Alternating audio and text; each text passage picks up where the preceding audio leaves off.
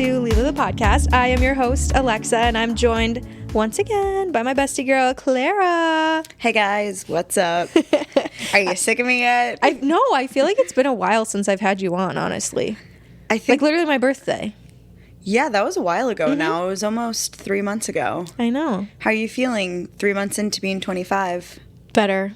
Oh, good. For sure. Yeah, actually, I'm feeling more settled. Like, it feels weird to say, you know, like you don't change the day of your birthday. But I did definitely start to feel a lot more like just calm in certain ways, and also just through some other things in life too, just kind of deciding what was next for me. Like, that's been a big rut that I was stuck in for a long time, was just feeling like, you know, it's time to go adventure and explore, but I'm kind of scared too, or it's risky, or it's different than when you're 22 and, you know, you can blow your money and it doesn't really matter as much. You know, you have more of a safety net versus when you're 25. It's like, okay, I feel like, should I be spending my money on going and backpacking or this or that? But, you know, I've kind of decided what's next for me, to go adventure again, and have sought out some help in like other mental ways that I think has been helpful too.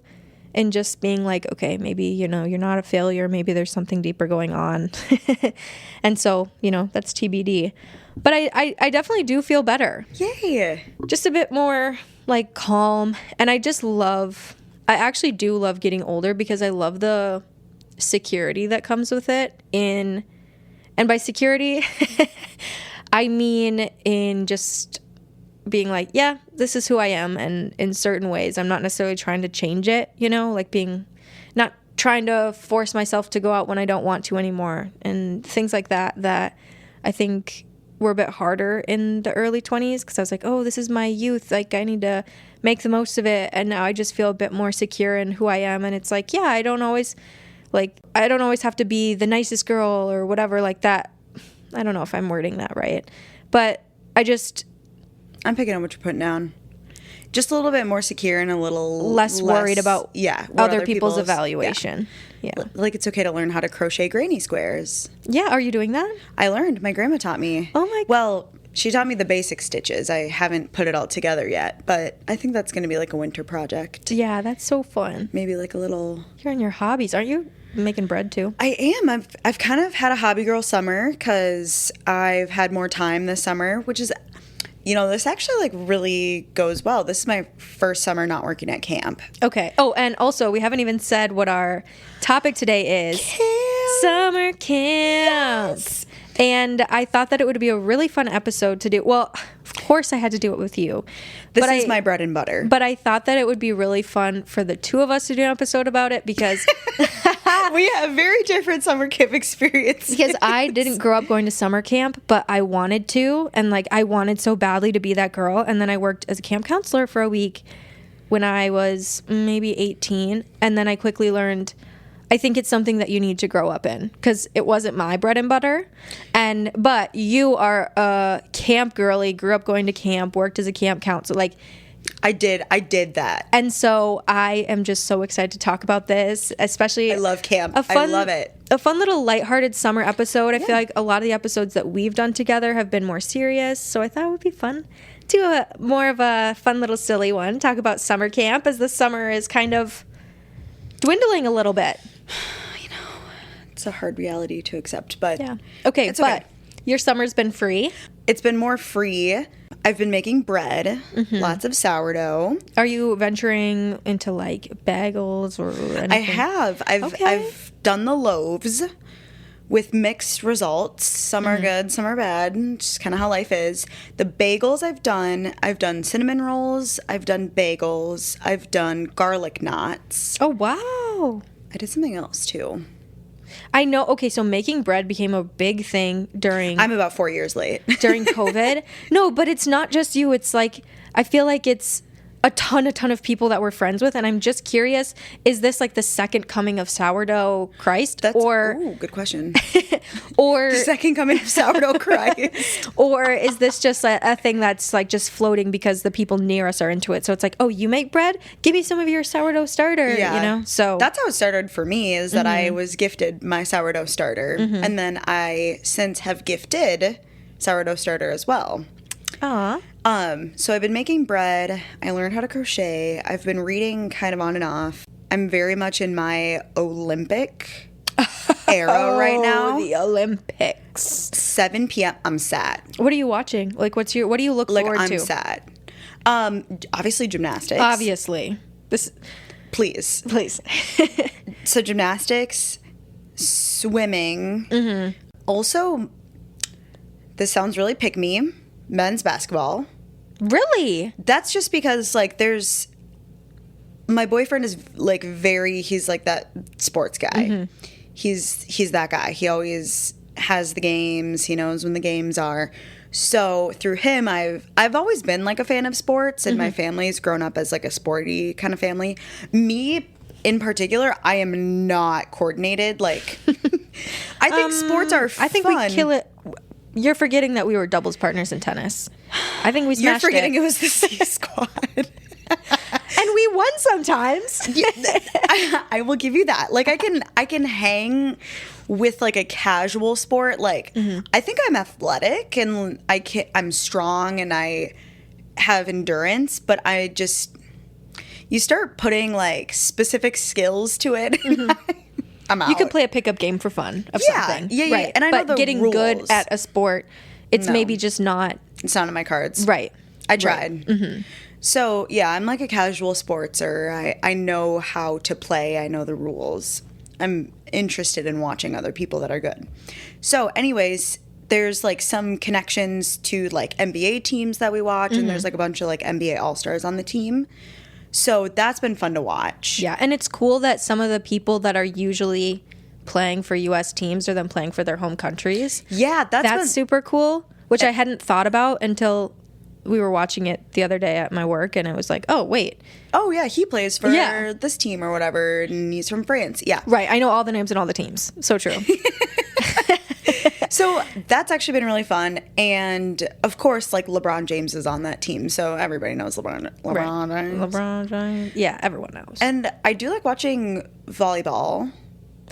Sand volleyball has been like a lot, which is fun. And sand volleyball is so freaking hard. It's something that looks like, oh, fun, play on the beach. No, it's really hard because you don't have, like, a solid ground to jump up off of. So, and you're only playing with 2 people. That's a lot of space to cover for 2 people. I mean, in the Olympics, and, like, try running in the sand. You know how awesome? Oh, I went for a run on the beach this morning. No, I don't even like walking on the beach. The calf workout is crazy. The walk back to the car with all of your stuff after the beach. That is seriously torturous. Anyway, so we're obviously not Olympians. I feel like I don't really go for the team sports that much when I'm going to watch the Olympics because I feel like we always get that stuff. Like I can always watch basketball. Like that's a big thing to do in the winter. But like I don't often watch diving or gymnastics or anything like that. The synchronized diving is fun too. And me sitting over here like critiquing, I'm like, oh, the splash was too big. As if I would even stand on the 10-meter platform. Well, and that whole thing where it's like, I said, wow, amazing. And the announcers, that'll be a deduction. I'm like, for what? Like, what are you? They were so... And they watch it in real time, too. So I'm like, how did you even... Because I'm looking at the slow-mo, and I think, okay, sure, I get it. Like, yeah, that was half a degree, a little bit over what we would want. I saw the one person's arm just at a certain angle, just not match their partner's. I get it. Yeah. But also, one thing that I didn't know before about synchronized diving, I don't know why I thought this was so hilarious. Maybe you'll find it funny, too. But they always say 1, 2, 3, go. And I'm like, I guess, like, what else would you say to, like, be in sync? But I just, like, thought it was I'm understanding what was weird about it. I just wasn't expecting them to say something so, like, average. Yeah, like you thought there might be more. I thought they would use, like, more, like, diving lingo. Okay. Right. Instead of 1, get 2, ready, 3, get go. set, dive. Something along those lines. On your marks, get set, or, you know. I don't know. I never heard that before. Maybe I wasn't paying attention, but I was caught off guard by that. That would be so hard to do, the 1, 2, 3, synchronized diving. go. Because it's not just about how you perform. It's if you're doing it as perfectly and in sync as the person next to you. I'm afraid of heights. Okay, but there are some Olympic sports. I don't think I could do it now. Right. Okay. Break. Our friend Emma was telling me that I'm on some BS for this the other day. What? But I said I think that like I could do badminton in the Olympics.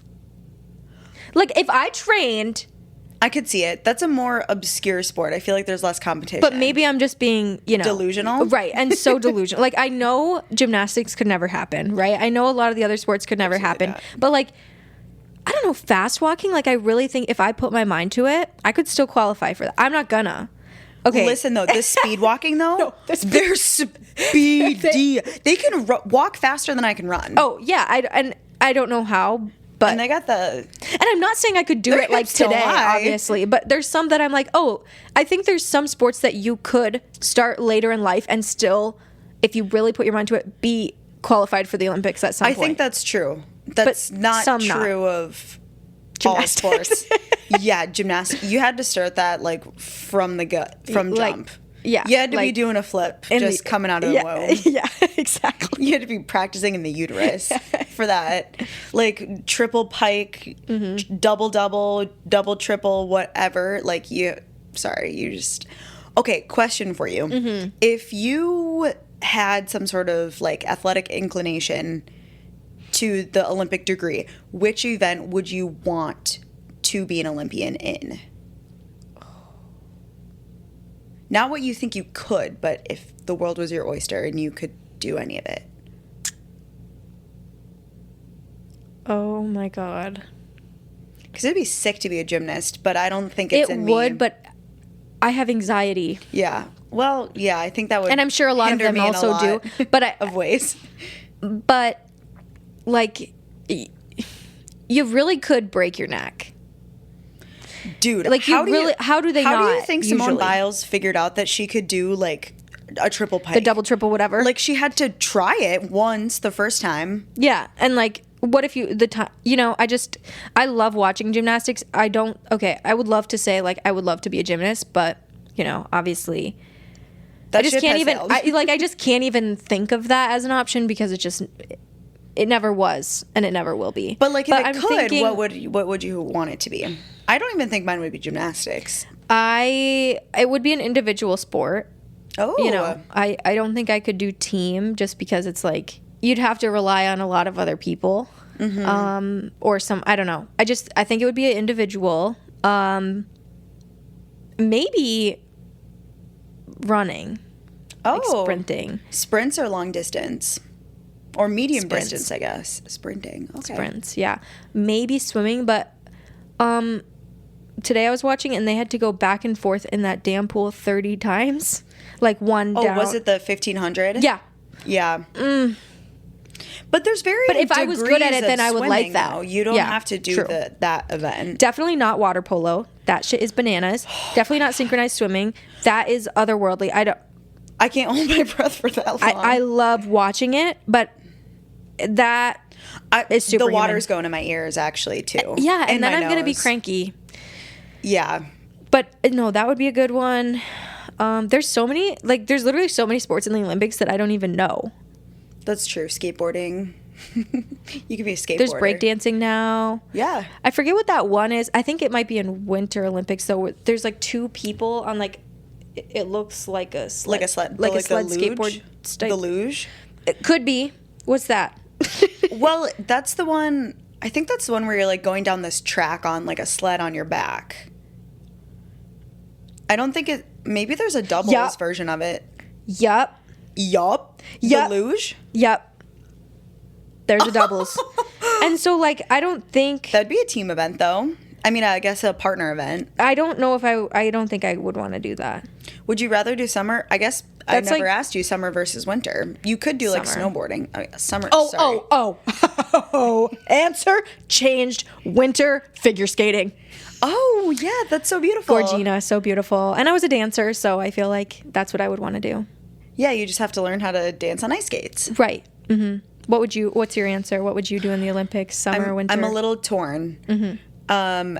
I think it would be swimming. Okay. I used to be a competitive swimmer, so... Right. So it is in your blood. It is, yeah. You know, if I trained hard enough now. Just kidding. Either that or probably indoor volleyball, like court volleyball. Okay, yeah. Because I you also did played that. volleyball, and I loved both of those sports. Sand volleyball, just, oh my God, that sounds so exhausting. Yeah. And Sand sweaty. of it all. Yeah, the sweat plus sand. Sticky. And I don't love the feeling of like sand between my toes when I'm not in the sand. Like, you know how you get back from... When you get out of the water and then your feet get all covered in the dry sand. Yep. And it just like feels kind of like dusty. I actually the walk back to down the my spine. car if you can't rinse off your feet. No, and I won't put them sand. back in my... If you Yes. put your shoes back on when your feet are still sandy, Disgust. ouch. So obviously we're not Olympians and we never will be, so because we can't even wear sandy shoes. This also makes it sound like I hate also- the beach, but I don't hate the beach. I just don't. I just need to rinse off my feet after. Yeah, I need to rinse off. Okay. Speaking of sand volleyball, though, too, this will circle back. I was in like kind of a pseudo sand volleyball league a few years ago When you were in the camp counseling. when I was in the camp counselor game, and which was very fun. But there was more than 2 of us on a team. One last thing I want to say about the Olympics before we move on. I am loving Snoop Dogg.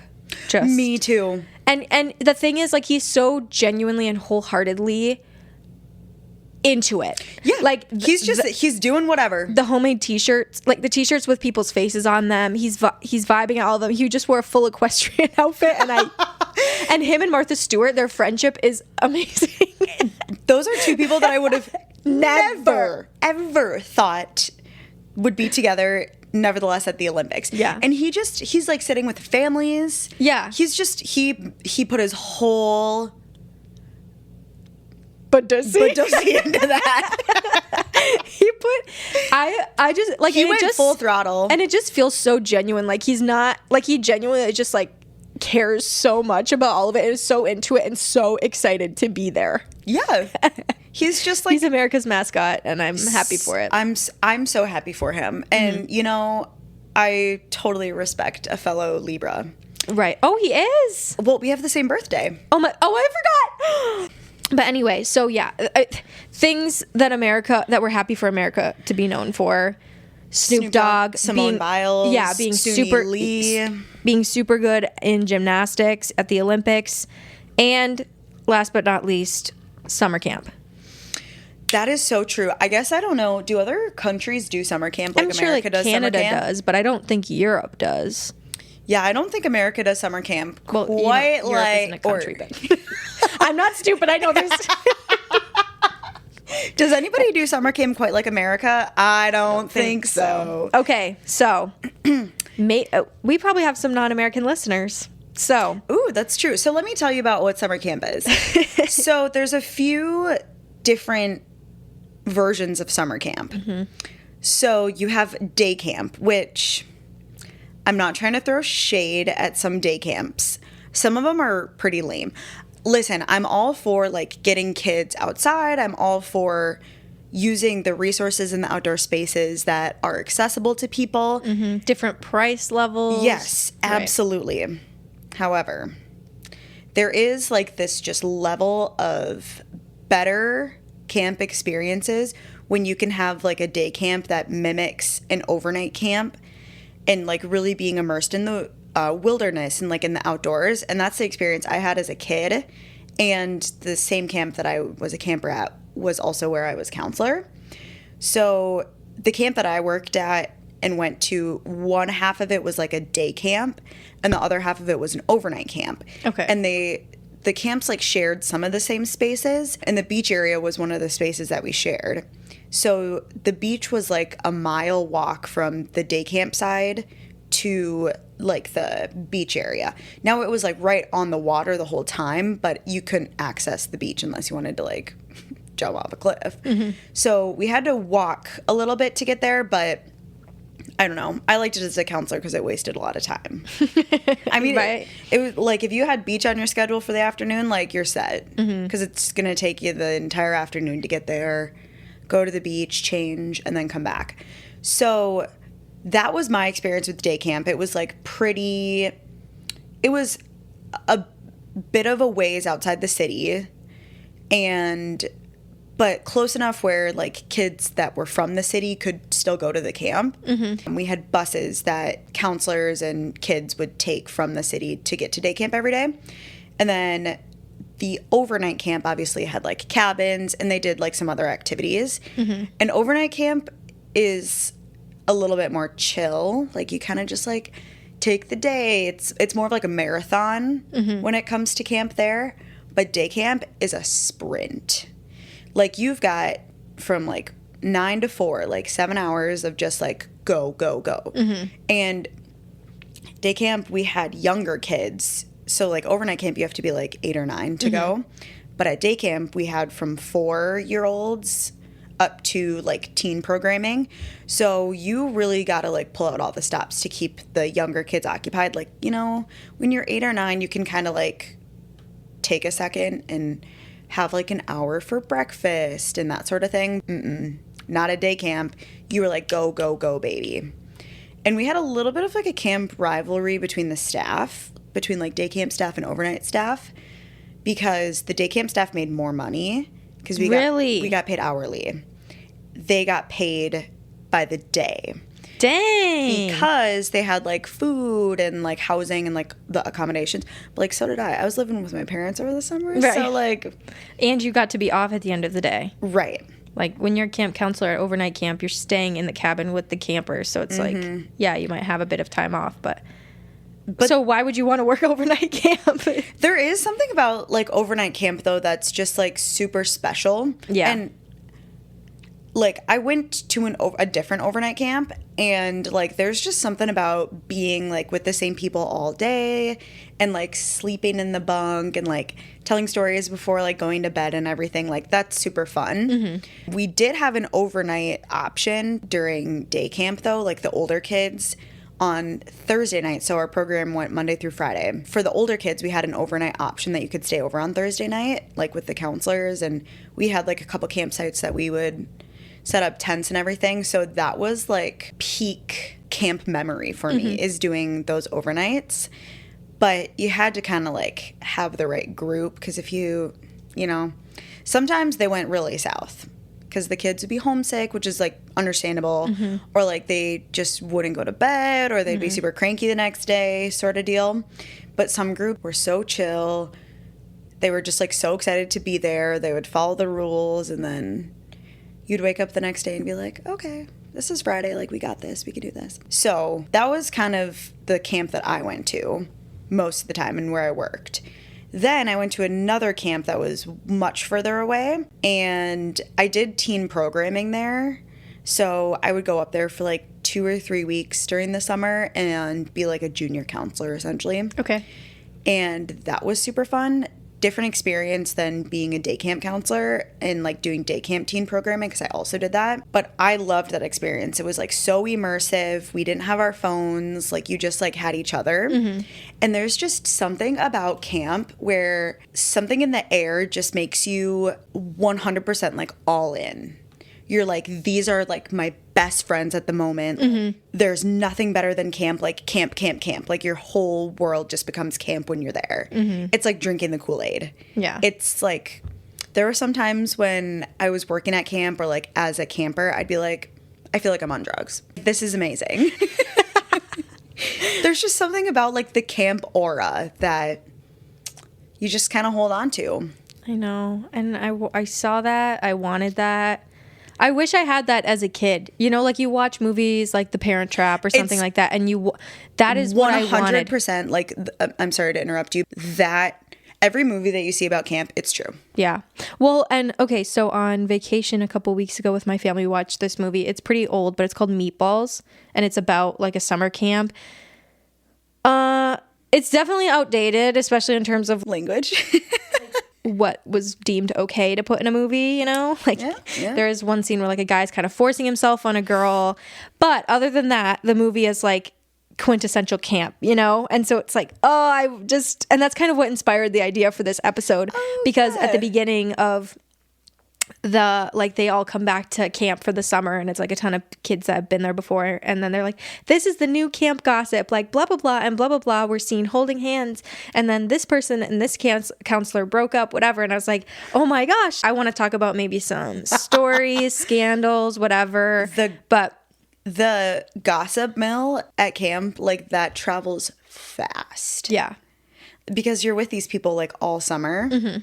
And it's like literally like living in a small town for a summer. You just like know everybody so personally, and like all, everything about them. But it's interesting because I feel like I've only had like one friendship that's really like stood the test of time and like has lasted outside of camp. Because I feel like in my experience, like when I was there, I was taking on the like camp persona. Like I was all in when I was at camp. But then I guess, okay, this is probably not true because I still like wouldn't shut up about camp after I wasn't even at camp. But the people that you get to know so well and everything, for me, that stayed at camp. And I only had one friend really that I'm still friends with, that I would still talk to, and she's still one of my really good friends. But yeah, I just felt like for me, in my experience, a lot of that camp and like summer stuff stayed in the summer. And then when you came back, you kind of would like catch up with everybody and like figure out where everybody is and like what they're doing and who's doing who, But this was as a counselor, right? Yeah. As a camper, I was like, my counselor is obsessed with me. Like, they're my best friend. Like, they think I'm so cool. Yeah. That means you had good counselors, though, that you felt like they were the coolest and, Yeah, I'm the oldest in my family, so I'd never had like an older sibling, and I like felt like they were like my older sisters or brothers looking out for me, which I'm sure was like me being just obsessed with my counselors. They were never like, they were very much like, yeah, like I'll hang out with you, like you're a cool kid or whatever, but it was never like, you're my friend. But when you're a kid and like hanging out with somebody who's like 16, that feels so old and like they're so cool. Like I remember, because I do have older sisters, but like my oldest sister is 10 years older than me. I just remember thinking, like, she's the so coolest. Cool. Yeah. When I look back now, it's like, oh, I thought that she was fluent in Spanish. No, she was in a Spanish class. Yeah, and your perception as a kid is so different. Yeah. And I was like, oh my gosh, she's the coolest person. She makes, like, my older sister's so cool. She makes friendship bracelets. She made one. The friendship bracelets? The friendship bracelets is the camp phenomenon. But I have a younger brother, but I don't have a younger sister. And that was something that also kind of drew me to want to try being a camp counselor, because it seemed like something that I would like. But 1000%. That was the one thing that I liked about getting older and being a counselor, and why I stayed for so long. I worked at camp for 6 years, for 6 summers. But you also grew up going to that same camp. And I think that makes it such a different experience, because you had such a great experience as a camper. Goes deep. And all of that like the dream is to become cool like your camp counselors one day. Yeah. And also as a camp counselor, you then care about your job so much more, because you remember your experience at that camp and you just like want all these other little kids to have that. Versus somebody that I didn't grow up going to camp. I didn't go to that camp that I worked at. It was a lot harder for me because I didn't understand the dynamics, the schedules, any of that. Like, basically, they just were understaffed and they needed somebody, and I was close with somebody at the camp. But we'll get to that later. But I think that's really true. And that was part of the reason, too, that I think camp was so magical, is because a lot of the other staff that I worked with were also campers. And we were campers together, but there was nobody that I really remembered actually that was like in a group with me when I was a kid, that then we became like friends and then counselors. Like that didn't happen to me. But I'm sure that happens to a lot of people. Yeah, and I remember like some of the people's names like thrown around and stuff. And like when you get older, like the people that really care about camp are the ones that go into the teen leadership camps and like want to be like the counselors in training. So you kind of know who of the campers is like wanting to be counselors. So I guess you like kind of learn and knew of people that way. But not to like toot my own horn or anything, but like I know I was a good camp counselor. Oh, like I really, really care about the place. I loved being the fun counselor. And it really did come full circle for me when I saw the campers that I had become counselors. And they were like, you were my counselor. Like, that was really cool. Yeah, because you were a counselor for so long. Yeah, that was like a really cool moment. And that's when I knew that I had to stop. I'm like, all right. Because it was time for the next crop to come in. Yep, I've ushered in a new generation of rockin' camp counselors. I'm tired. So, but that was kind of my camp experience. I was just like fully in it for 6 years, put my everything into it, loved it, totally am the person I am today because of camp. And some of the values and things that I learned there, like as a kid, still stick with me. Being just like outdoorsy and really caring about the environment. And I actually learned a lot of like social justice issues just being in that camp environment. Because there were kids and counselors that were like from the city. And then there were kids and counselors that were from a bit more rural areas. And I'd never been around people that were from the country before. So it was just this like mix of ideas and different backgrounds and different like types of people and ways of life. But then when you're at camp, you like all take on this identity of we're at camp, we're working at camp together. So that was a really cool way for me, especially as I got older and like could appreciate it more. It was a good way for me to round myself. I felt like I had learned to be a well-rounded person.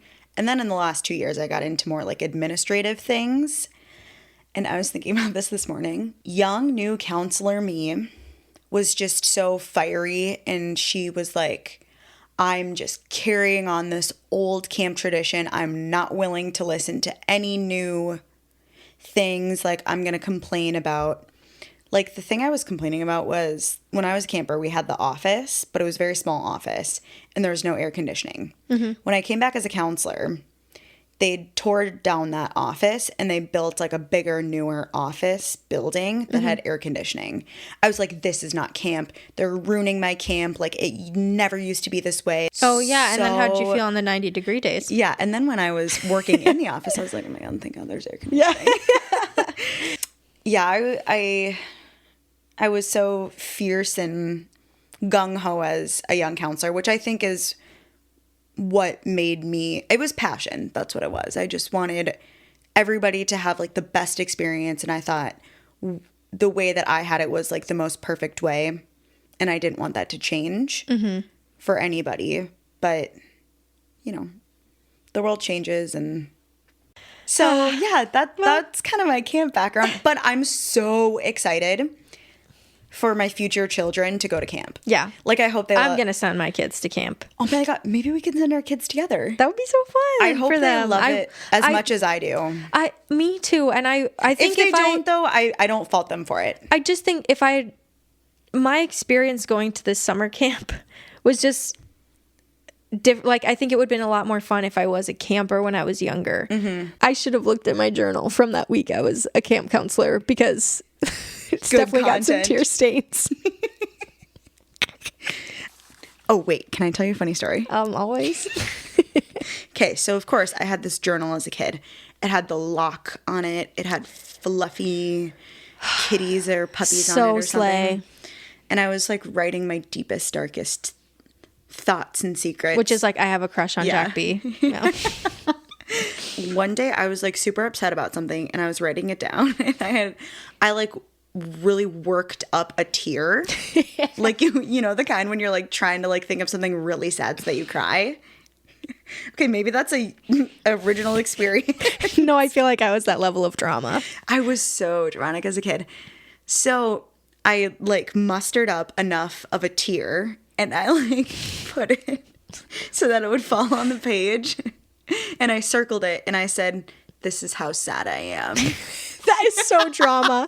No, I did that when my sister moved to college, and I like wrote a letter about how I was so sad she was gone, and then I dropped tears on it, and I was like, "This is how sad I am." These are my tears. Yeah, I wonder. Oh my God. Oh, another thing that I did because I was big into writing in my journal, like my crush's names always, obviously. Like as a kid? Yeah. And so I wrote on a piece of paper. God, I can't remember what the crush's name was though. I wish I remembered. But anyway, I had this like gold sparkly pen and I wrote a ton of half hearts and then like our initials or like his name plus mine or my name, his last name.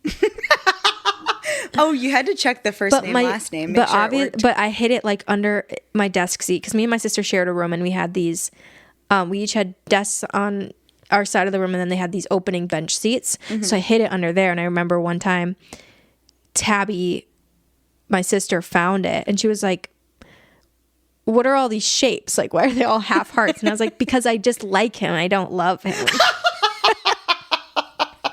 Isn't that great? Let me just specify. I don't love him. Yeah, like writing his last name behind my first name and then saying I just like him. Oh my God, wait, that's amazing. I'm giving you a half heart because I don't love you. I just like you. I know. And then once my crush changed, I went and like scribbled it out and wrote the new name. And I was like, oh, dang it, I wish I hadn't done that. I wish those things still existed, but I'm sure I threw them away out of embarrassment. Okay. Now we're really derailed. Okay. Back to topic. Okay. But my experience, so a punchline in our friend group for a while at least was when I was a camp counselor for a week because so many things happened in that week and I also was just like, you aged like 3 years and I was so miserable, but I don't want to say that I was going through a lot at the time. But so, okay, why did I end up being a camp counselor for one singular week? Like nobody hires a camp counselor for a week. They don't. I volunteered. You weren't even getting paid. I didn't get paid. I took time off my paying job to go do this. For free. Yeah. And because now, at the time, I was 18 and I was desperately trying to hold on to my relationship at the time that was like very clearly deteriorating. And my boyfriend at the time decided he wanted to go work all summer. After we graduated, he wanted to go work all summer, like be gone literally the whole time to go work at this summer camp. And that was like really gutting to me because we were also about to be going to different colleges across the country. And so I really wanted to see him. I missed him. I hadn't seen him in a long time. And so he said, there's a couple weeks this summer where we are short camp counselors at my camp. So you should email the director and like say, hey, I'd be interested in volunteering as a camp counselor for a week. And so I did that, go up to this camp, which is a few hours away. Right away, we're like hanging out with his friends and they say, we're going to go camping tonight over in Duluth, like the North Shore. And it's like, okay. I mean, I was kind of hoping. Oh my God, this is the time that you slept on a cliff. Yeah, this is the time. I was so angry. So yeah, I would be too. So anyway, so we get there and they're like, yeah, just grab whatever food you want. I'm like, I haven't eaten it all because the whole drive there was like through the boonies. So I'm like hoping I'll be able to eat at some point. No, never did. So anyway. Okay, he was like, we'll stop at a gas station or something. No, that's not a meal. I'm not interested in eating. I know, but I didn't want to be a burden. No, I totally know. I would have done the same thing. Like, I feel for you. But like, let's be clear here. Eating gas station snacks is not a meal. No, and and they aren't. But anyway, so we all drive to this place. We're like having a campfire or whatever, and we're gonna sleep on the beach. And then all of a sudden at like 1 a.m. they were like, well, let's go climb up this mountain. Like it really is like, yeah, it's up there. Okay. And I hope I have a picture from like I think I do, maybe, I don't know. But anyway, so it's 1 a.m. I've just met these people and you're not interested in being like, no thanks. No, I'm trying to impress these people. These are like my boyfriend at the time's very good friends. So we're going up there and then they're like, okay, let's go back down. I'm like, thank God. And they're like, yeah, we're going to go grab our stuff. We're going to sleep up there. Let's go back down to get our stuff just to come back up. And I kid you not, it's a cliff. Like if you fall off, you'll fall into sharp rocks and water. And it's also midnight. And we're like all scaling on the side of this, like passing up your bags one thing after the other. So you didn't want to bring that much. But I didn't prepare for this. So I was freaking freezing.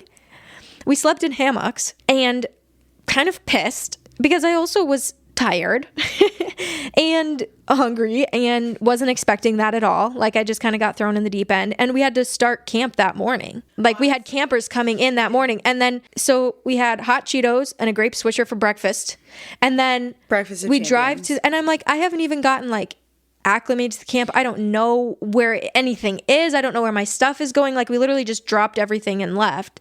And I was kind of hoping I would like have some time to get acclimated, maybe spend a little one-on-one time with him, like hang out. I don't know, see the freaking camp before campers arrive. So then all of a sudden we're on our way back in the morning. They're like, yeah, we're going to be late.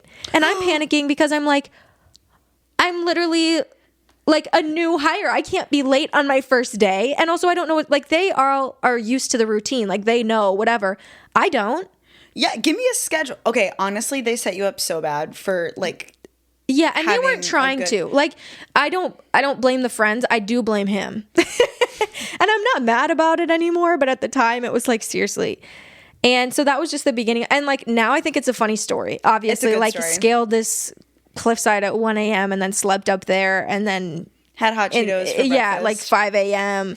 I mean, it was really beautiful up there, waking up there. And I think I would be down for an experience like that now for sure. If you knew. If I knew what was going to happen. Like he just said, yeah, we're going to go over to the beach and have camp out. And so I'm like, okay, cool. Like I didn't know what was happening. And so, and I was also a lot more timid back then, like a lot less adventurous. And anyway, in some ways that's good. Like, it's a funny story to tell. Mm-hmm. That wasn't actually what made my week the worst, but There were others.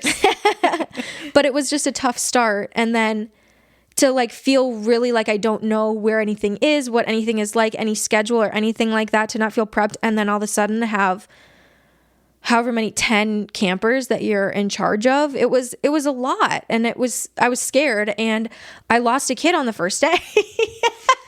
We all lose a kid. Well, because what had happened. Did you find him? Yeah, we found her. This girl was something else. She came in braids and then kept them in the whole time until she left camp a week later. Because her mom said, like, actually, because I was like, I will, braid your hair for Can you you if you just want to wash it? shower, or, like, I'll brush it, braid it for you, whatever. And she's like, no, like, my mom doesn't want me to. She said it's easier if I just keep it in these braids because it'll get all naughty, which is like, okay, maybe, but also what if I send her home and this mom is like, my kid's getting neglected for the last week. Why is her hair a rat's nest? That's true. What if the kid just was lying, So it was like I didn't know what to do. I didn't know what protocol, Yeah, that's a tough. I mean, they that's were actually like, kinda a weird one. I think they were 6th and 7th graders, maybe. Oh my god, I thought you were saying No, 6 no, or no. 7. I'm like, No.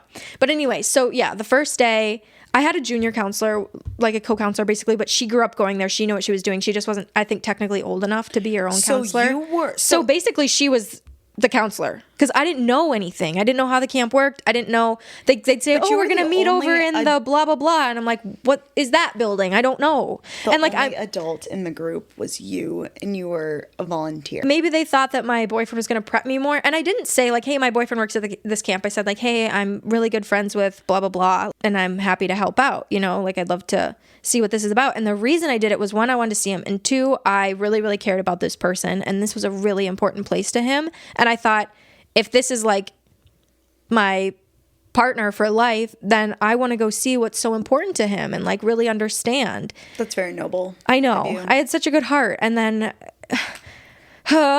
that was awful. Should have stayed home and got paid. But anyway, it's a lot of funny experiences. But so the kids come, and then at the beginning, like, so this is Monday morning, I lose a kid because, and I'm constantly counting these kids' heads, right? Oh yeah.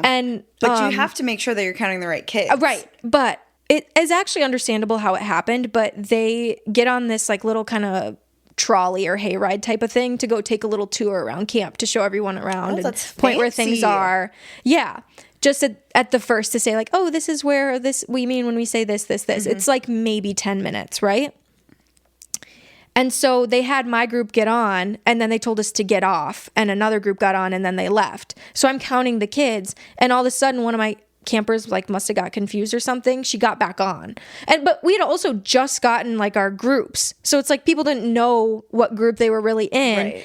And yeah, that's the counselor's job, but I don't know A from B at that point, So like I was feeling awful. I was scared, mortified. I was like, oh my God, I lost a kid. Like this is, and then all of a sudden her smiling face and her glasses and her little baseball hat is like looking at me from the hayride. At least she wasn't like actually lost though. She was fine. It happened really fast. We got on, we got off. They don't know their kids did either, so I kind of get it.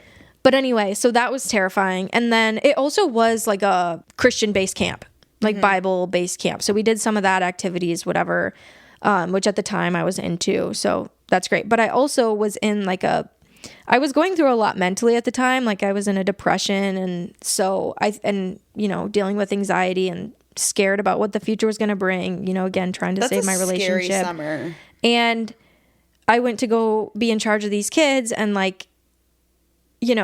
they do all this faith stuff in the church and I'm supposed to lead Bible study with them every night and all this stuff. And I think I did pretty good. Like, I really do think I did pretty good. Like sometimes other adults would come in, like other people from the camp that work there, like lifeguards or something like that don't have campers, and then they come and join and they said I did great. I think I did given the circumstances. I doubt other people remember my time there as treacherously as I do. But everything was like doing it for the first time. Like they're like, okay, well, you'll bring your campers here and we'll do swim lesson or like a swim test out. Yeah. Well, I had to freaking swim test out at the same time as them. And I'm like, certainly like this could have happened before. You know what I mean? Like there was a lot that I think maybe they were assuming I knew more than I did. Mm-hmm. Or, they thought maybe that you'd been to camp my boyfriend would show me whatever. Speaking of, when I sent exactly what he told me to send, when I got there and we were like meeting his group of friends and talking, and they're like, yeah, they were all like, he was joking around and kind of said like, oh yeah, like, I don't know what the girl's name was. Let's call her Denise, because that sounds like a head of a camp name. Denise. He's like, oh yeah, Denise was telling me that she got an email from you that was like, oh yeah, I'm really good friends with blah blah blah, his name, like kind of making fun of me. Yeah, okay. And I was like, to send that. Well, yeah, and it was just like, I'm here for you. Let's not. I did a really nice thing. Like, let's not make it see. I don't know. It was not great. So, also throughout that week, we weren't supposed to. It wasn't supposed to be known that we were dating amongst the campers, which is totally easy and fine to do. But we could still be friends. You know, still and talk. I felt like we didn't really have a good gauge of that kind of line or anything, and so we just didn't really spend time together. But anyway, so I was kind of just like really not doing well. We get a really big storm, like trees are crashing down, and so they call us all the campers to go into the gym and like hide from the storm, which is terrifying. I'm freaking scared. I'm scared of tornadoes. But anyway, so I'm trying to get all the campers out. Some of them are running out, whatever. And I know for a fact there weren't any more campers in there. But one of them decides to tell everybody that she's like, no, I was still in there and you slammed the door and I was there all alone and I was so scared. Because you know how like little 6th, 7th graders love the attention. And I was like, no, but I literally know for a fact, like I checked every single bed. Like it wasn't that big of a cabin, but I was like, oh my God, great. I look awful. You're being gaslit by a 6th grader. Like, and maybe we just remember it differently. Like maybe that's genuinely how she remembers it. Maybe I'm remembering what I remember is being like, I know I checked for all these campers. Like I do. I was behind all of them. Like anyway. I can't believe she said that. The door slammed on me and Alexa left me alone all by myself in a storm and I saw a tornado and the roof flew off. And a tree crashed down in front of me. And you know what? Now my leg hurts. I'm sorry, everyone for themselves. I was also in danger. You think you're the only one here, girl? Yeah, but I don't know. And there was just a lot of stuff that it was like, you're on the outside of a big inside joke, but you're supposed to look like you're kind of in it with the other counselors, You're on like the kids don't know an inside joke. Yeah. Yep. Like the kids don't, and everybody that was working there was great people. Like I'm not saying anything about them. Like they were very nice. We actually just ran into a couple of them a couple weeks ago at the bar for my birthday. There was a couple they of them at camp? Yeah, there was a couple of them that were like, oh my God, we remember you from that one week. And like, they were so nice, lovely. Like I have nothing. Was it good or was it bad memories? I know. I'm like, so did I make a good impression? But I have like about the people that were working there, it's nothing like I have great things to say about them. They were all very, very nice. As someone who's on the inside, it's really hard to be on the outside and jump into that. I was only there for a week, so why would they put all this effort in? And it's like they were really nice, especially because like I was dating one of their good friends, right?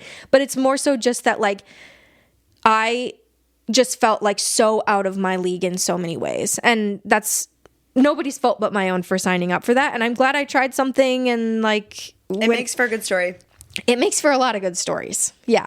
And, you know, there's also good memories from it, like funny times or funny things kids said, because they had been, my campers, one of them, oh my God, she was like one of those that's like kind of sassy and kind of makes you stress a little, but she's also kind of your favorite because she's so funny. And I remember she was like, do you have a boyfriend? And I was like, I don't know, maybe. And then, but anyway, so I wasn't like, I didn't have my phone, but then at night I would check my phone. Once they all like went to bed, I would check my phone to set an alarm because I needed to be up an hour before them. Mm-hmm. So I would keep my phone in my bed, but just for that, like we didn't have service or anything.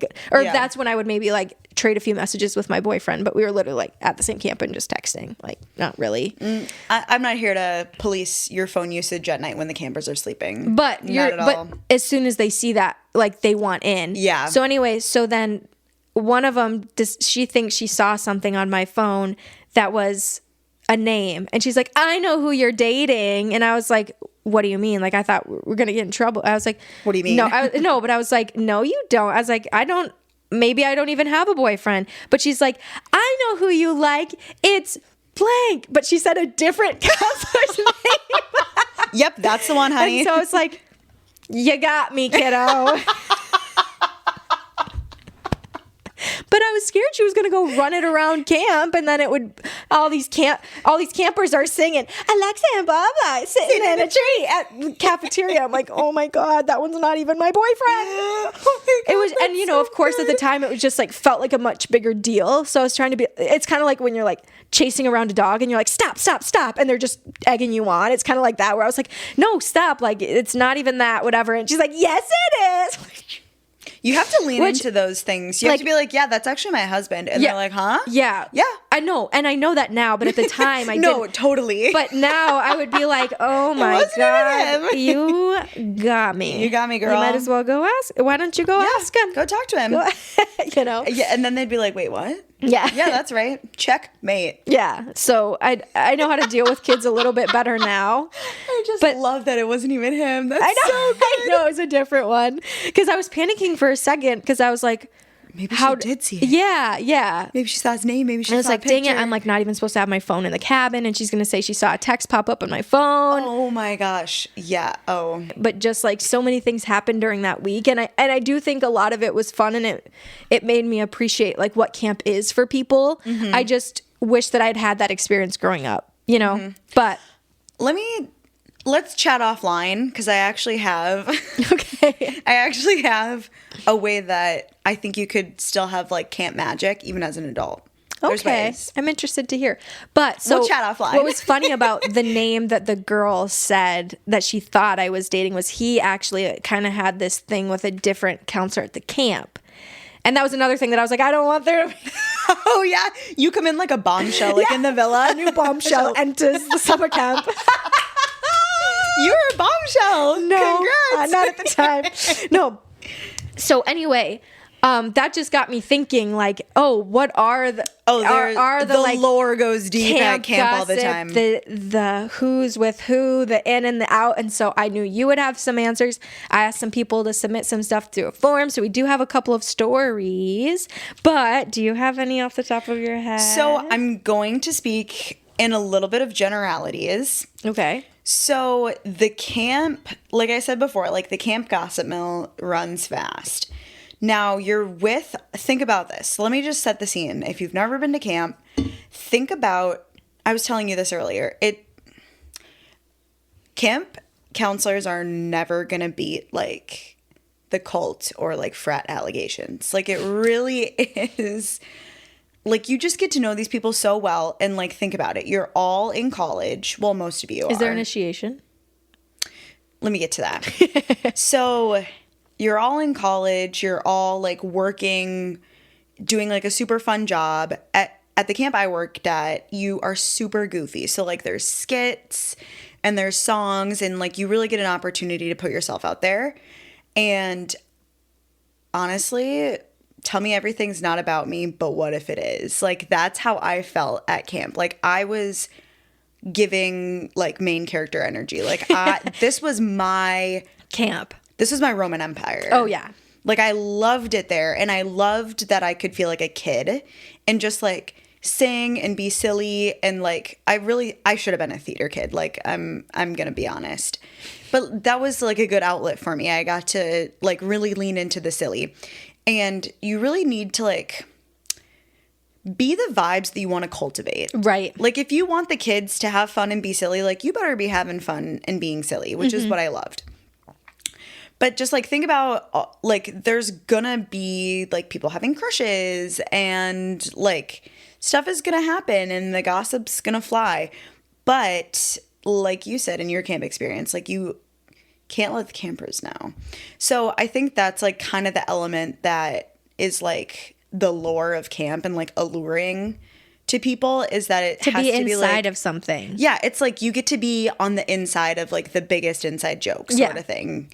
So I think that that's like kind of like the backdrop and like the aura of camp, I would say. Yeah. In terms of like the drama and like the people doing this and that. So we would have staff parties, not every weekend, but I mean, like you're young and like you're like, it was basically like college 2.0, like college ended and camp started, and you've got the stamina. Yeah. You have the energy to work a full 40-hour week, 45, 50-hour week. And then being outside. have plans on a Friday night. I can't imagine. That part was really fun. And the way we got away with talking about it at camp is because obviously we're not talking about like drinking or parties and stuff. So we called them book clubs. So smart. Yeah, we talk about like books. Be like, oh, are you going to bring books tonight? Or like, what kind of books are you going to bring? Or who's hosting book club tonight? Or I have no idea how this term started, but I think it's funny. People would call audiobooks. They would call weed audiobooks? Yeah. Like, who came up with this? Okay, so like, can you use it in a sentence?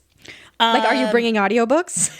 I think I'm going to, no, you would say listen. Like, I think I'm going to listen to an audiobook tonight. I love that. Isn't that funny? Okay. And then drinking is just reading a book? Yeah. I think. Yep. So book club was posed as somewhere that you all read together. Yes. I really think like the second you said book club, the kids were like, I don't care. Right. Yeah. Well, and so is that where a lot of the kind of like drama happened, was book club? Yes. Was, you know, that's when this person and this person kind of start. Would chat. Yeah. Yeah, totally. But for me, like book club was when I would just like be a little like weasel and be kind of nosy. And I would just be like bopping in and like checking in on everybody. And I'd be like, oh, what are you guys up to? And I'd be like, oh, okay, what are you guys up to? And like my really, really, really good friend, like we would just be messing around at book club and like playing games and stuff. So it was always super fun. That was the day camp. Now, overnight camp, they were like crazy. I never went to one of them. These are just like the rumors that I've heard, but like they were going nuts. So did any romances bud over that? Ooh, that's a good question. Probably. I don't know if anybody specifically, but I have a feeling it was more of like you would like get to talk to somebody more at like a staff party or something, and then you would like kind of like subtly request to be co-counselors so that you could like get to know them more. I think that's kind of more how it happened. Okay. But the other thing too, speaking of like, that's like the counselor side. Like when you're in the know as a counselor, it's different. But as a camper, you were always being so speculative about everybody. You'd be like, oh my gosh, so-and-so are married. And you're like literally 13 years old and you're like trying to get all the gossip and like the counselors are just giving you nothing. Yeah. But then you just get to like speculate all day with your friends. That part was actually pretty fun. And then when you were a kid, of course you had like a camp crush. Right. You were like, and oh my gosh, this counselor is so cute. Because you would go to camp time and time again. Did you have any, like summer after summer, did you have any crushes of other campers that you're like, ooh, I hope Yes. that we're at the same camp or whatever? Like, do you have any of those from when you were a kid? Okay. Yes. So one of our good friends, we went to camp together. This was when we were a little bit older, maybe like 5th grade. There was this kid in our group, and we like both had the biggest crush on him. Turns out he ended up going to he lived in the same city as us, but he went to opposite high school. Okay. Nothing ever came of it Yeah. for anybody, but like that, I think that was like the one crush that I had as a kid on somebody, but it just ended up being like so every time funny. you're in the cafeteria, you're looking and you're like hoping that you're was in trying our not to look too much, but you hope that they're like looking at you. And then you're like trying to like make a friendship bracelet for them and be like, oh, what are your favorite colors? Oh, I just happened to make you a friendship bracelet. Like that was the form of currency at camp, is friendship bracelets as a kid. As a counselor, not so much, but collecting them from kids was really special. When they would make some for you, especially if they saw that you already had them, they'd be like, oh, where'd you get that one? I'd be like, yeah, another camper made it for me. Oh, and those are like fighting words. Okay. Yeah. What's your favorite color? Yeah. I'm going to do a more complicated pattern. Yeah. Do you know how to make hearts? Do you know how to do the chevron one? Do you know how to do the candy stripe? And I'm like, yeah, girl, I got you. You're like, I'm a camp counselor. There were some counselors that were really good at making friendship bracelets, and they could do like letters and stuff. That was not me. I knew the basics. That's about it. It seems like such a fun world. Just like want to be in it. But there's a world that exists that you can be in on that's the word for it, is camp magic. I remember hearing that as a counselor, like during staff training, is like, just bring the camp magic, like go the extra mile for the kids. And that's like what made it really special. Yeah. I want to share a couple of the write-ins that we had, because I also want to ask you if any of this kind of thing, like, the answer is probably yes. So I'm the one with the stories, and I'm going to see what Clara thinks. I know. I haven't heard any of these stories yet. Okay. So, by the way, we're only going to do a couple because I don't want this episode to run too long. Also, kids, like, I could probably write a book about all the funny things that like kids have said. Like, they just speak their mind, and it's hilarious. I know. I would love to do an episode where we just say funny things kids said. Like, they don't even know that they're being funny either. Like, it's so fun. Oh. Okay. The first one. Our camp director, Morty. Yeah. Our camp director, Morty, was a very sound sleeper. So the counselors would hatch a plan every few days to kidnap Morty while he was sleeping and place him in some bizarre predicament or location to surprise him upon his waking. It was always in good fun. One time we floated Morty, bed, nightstand, alarm clock, and all, out onto the camp lake on a large flat raft. It was a real gas when Morty awoke in the morning. Confused and bleary-eyed, he walked right off the raft and into the lake. No way. Is that real? I hope so, because it's really funny. But that's the stuff that you see in movies. Could you pull that off? No, that's why I feel like it's fake. But that I've literally seen that in like every movie about summer camp. So that's true. Like they do with the counselor and like the campers. Yeah, or like in that movie I was talking about, Meatballs. Like they like literally hang him from a tree. Like that's actually and put the insane. alarm clock in the bedside table there and everything. But how could somebody be that sound of a sleeper? And how are you not giggling the whole time? I know. But wow, that's crazy to do that to your director. I know. They must have been like a jokey like relationship. Yeah. Oh my gosh, if the counselors did that to me, I actually don't know what I'd do. I'd probably laugh. It would be funny. I think it would be funny. I don't know. You might be a little bit pissed, but like in the hindsight, it's so fun. I love pranks like that. Like I was hoping to hear a couple like that. So I was happy that somebody wrote that in. That's insane. A heavy sleeper. No kidding. Was he like... I know. Did you take okay? Get that Can you follow up, actually? Natural disaster. Can you guys follow up with us on that? Like, is he okay? Is he still in the middle of the lake? Did he make it back? Great question. Okay, this next one I've got. I went to camp every year where church families and other camp families we met over the years all coordinated which family camp week we'd go together each year. Oh, that's fun. It was through these annual family camps that I fell in love as a young kid with this girl my age. We had a week-long relationship every year our families met for this camp. Her and I got old enough to also attend the youth camps in middle school, held the month before family camps, and we continued our camp crush on each other one extra week of the year. Then we were old enough to volunteer as staff at the camp, so I did, but she did not. She did show up for her annual family camp week, though, and we snuck out to the ski hill under the stars a couple of nights. Ooh. Wait, this is literally like the plot of a book. I know. Wait, can I use your story as a novel? All we did was share stories with each other for hours and a few smooches. Ooh. Wait, that's so sweet. It was all so innocent. cute. The only problem was that I was support staff and she was a camper. I got fired when the secret leaked by the end of the week. Okay, that's bad. I mean, if you're the same age. Okay, wait, that's kind of tricky, actually, because if you're the same age, then it's not like an age thing. But, like, technically she is a camper, and you technically are a staff. So, like, I actually think that's, like, a no. But they also, like... But, like, the previous, like, I could have gone without... It's not without like they knowing met... that last sentence. It's like, not like so they sweet. met because he was her... That's true. He's just a staff, and also they have like grown up together and had that little crush, and they were together when we got. This is a really good follow-up? Are they together?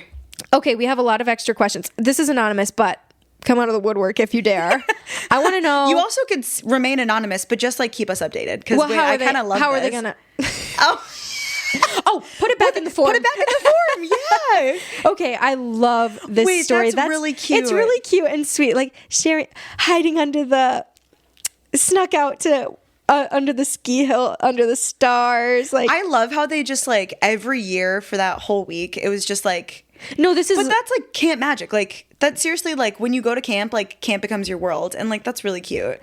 I love that story so much. Okay, message me if I have permission to write that as a novel. Yeah, that's a really good one. Okay, neither of these things have ever happened as far as I know at camp, so what I said before, I take it back. But that's really cute. I wonder if there's... Okay, question.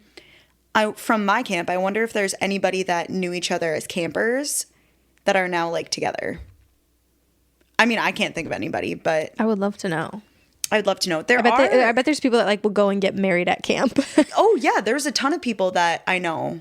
Okay, this one is kind of like sad, but also probably an experience that happens a lot. Oh, but it boy. says, we were doing our swim test at the beginning of the week, and the lady that was doing, the camp lady who was doing the test said one of my friend's swimsuit wasn't modest enough. So she told her she had to wear an extra, extra large t-shirt all week if she wanted to swim.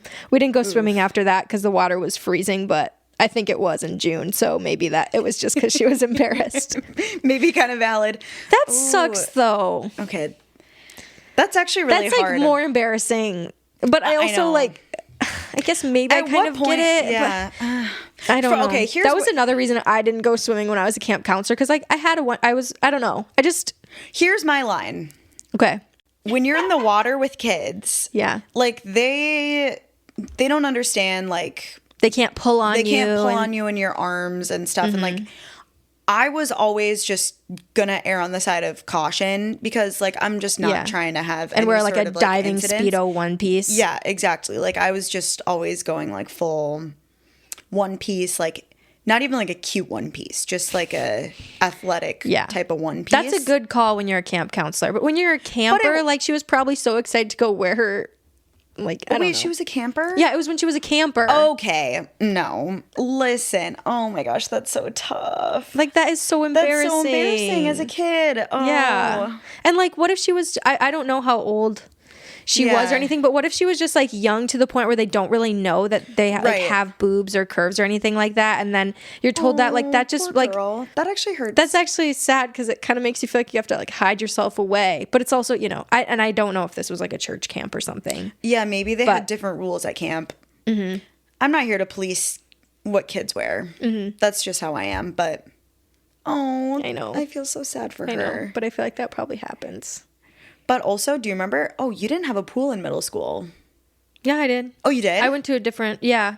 Did you guys do we had swimming? it at the junior high. Yeah, we did swimming, and I remember it was mortifying. Yeah. Because I remember that there was, like, this... I don't know if it actually ever happened, but they were like, if you're going to wear something, like, super skimpy, you're going to have to wear a shirt when you swim. Oh, I don't remember that happening. I think I got like a Speedo one piece, but then other girls were wearing like bikinis, and so I felt like really nerdy. So sometimes I wore these like little like mini boy short ones, yeah. But it was also that age where like your butt kind of starts hanging out of your swimsuit. Like before it would be like full coverage. Well, like before that, it was kind of full coverage. And then by Yeah. the time you're like in 7th, 8th grade, then your butt cheeks start hanging out a little bit. Like even if you get the biggest ones. Yeah. And I remember feeling like insecure about that. Oh my God. Why did we have to swim And like in the middle boys school? would be That on was this so side of the pool. We bad. would be on this side of Yeah. the pool. And like girls would say that they're on their period to get Yeah. out of swimming and stuff. But I hadn't gotten my period, so I didn't feel like I could lie. And it's like, who was fact checking? I could have lied. Okay, you also don't get your period like multiple times a month. I know our swim unit was like 2 weeks. I know. And also that was when it was like straight hair dye. And Yes. I didn't really know how to do my natural hair. So that was really stressful because then I just felt super ugly for two weeks For 2 straight. weeks. Well, and then because you it was have like to, one of my first periods too. You have to go to your next class and like really face 10 the minutes, rest of yeah. the day. And like That's actually cruel and unusual. and when you're punishment and when you're in 7th grade. grade, it's like really hard to face the day when you feel ugly. Yeah. You know, I mean at any age it's hard, but especially then, you know. I wish we could have done swimming in like elementary school or something. Like middle school, seriously, that's so rough. I know. Well, and it's really embarrassing for somebody if by the time they're 13 they don't know how to swim. Like it that's was true. the swimming unit was like to teach us how to swim, but I grew up swimming like I Yeah. knew how, but then I remember there was a girl in my grade that didn't know how to swim, and then Kids are so mean and too at everybody was like, 13. "Oh my God, you don't know how to swim." I'm like, "Oh my God, now I'm gonna cry thinking about this." I hope she's listening, and I just want to give her. It's like she was hilarious. She was also savage, so I think she's just fine. Yeah, 'Cause she probably I remember had, she like, some also kinda didn't slight shave her comeback. armpits, and then people gave her a hard time for that, and she was like, "I am not shaving my armpits." So Don't act like you don't have armpit hair, like please. so honestly, she was kind of that girl. Like I really wonder I where love she her. is. I wish we were still Facebook friends. I don't know. I know that wherever she is, she's doing great. She has to be. But With confidence like that at age 13, I'm sure she's she just was fine. super confident. She was really funny. I love Yeah. that for her. Adriana. What a gal. Seriously though, who makes you swim in middle school? I know. Okay, this next one, it's kind of like it might give you, I don't know, heebie-jeebies a little bit. Oh God. So, while working first aid at a summer camp, we learned a counselor had lice from working at a different camp the previous week. Rather than freaking out her cabin of 20 plus girls, that's a lot of people in a cabin. Yeah, I hope they had another counselor in there. Just saying for ratio purposes. This was a church camp. Okay, we told them we were doing a fun hair braiding devotional. That's slick.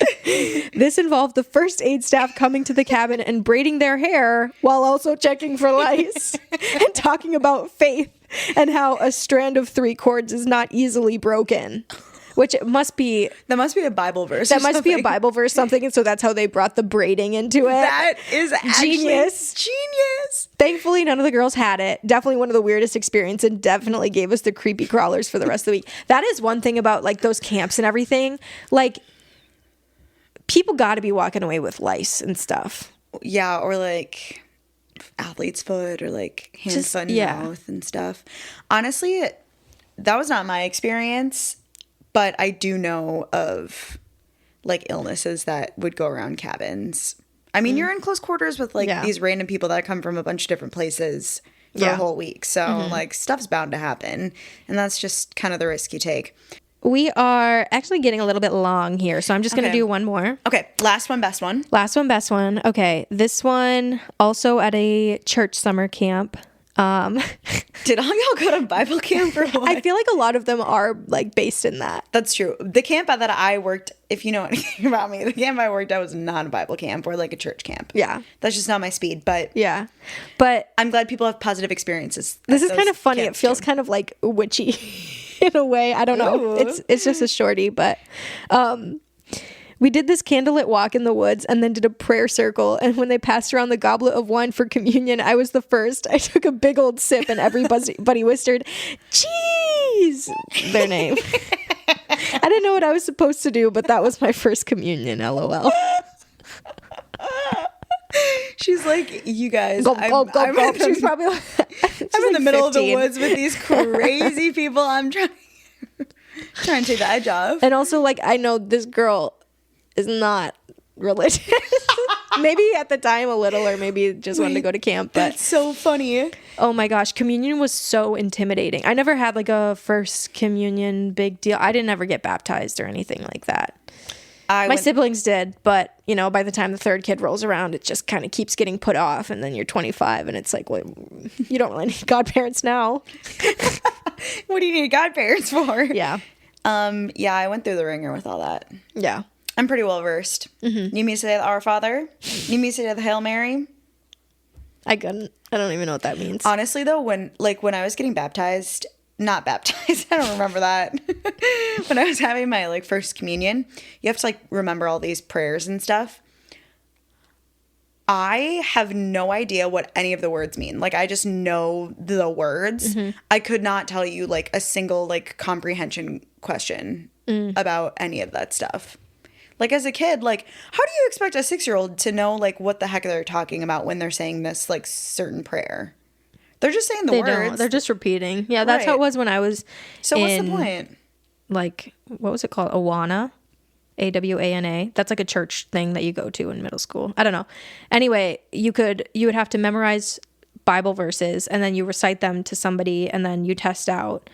And then you like go through the book. And I remember one person like gotten through the book in one night, like tested out of all the Bible verses. She was trying to get that bread and then leave. I know. Peace out. Yeah, I did my work. I did it in 3 weeks. But you want to know, this is like a side tangent. You want to know the craziest thing about that?